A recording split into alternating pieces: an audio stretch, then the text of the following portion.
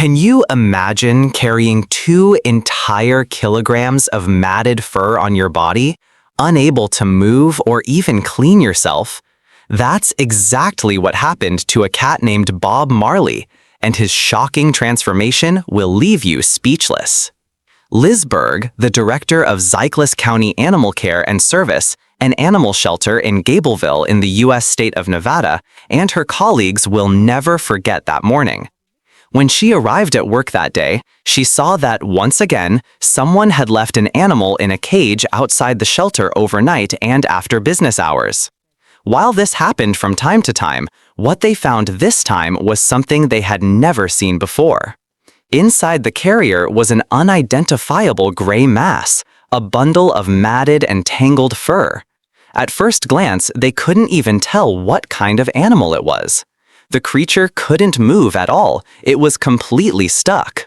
Since dogs generally aren't as self-cleaning as cats, the experienced staff initially assumed it was a dog. But once they finally freed the fur bundle from its prison, a pair of frightened, questioning cat eyes stared back at them. It was a horrifying sight. Thick, matted fur covered the entire body, giving off a strong, unpleasant smell. It looked like the cat had dreadlocks, which is how it got its name, Bob Marley.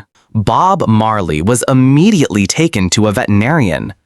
Under anesthesia, the vet was able to shave off the thick mat of fur. Once free, they discovered a very overweight but otherwise beautiful gray tomcat underneath.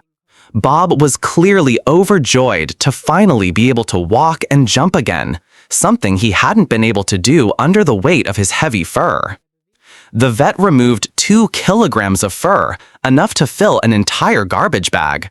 Now Bob could finally move freely, and it was expected that he would soon lose his excess weight.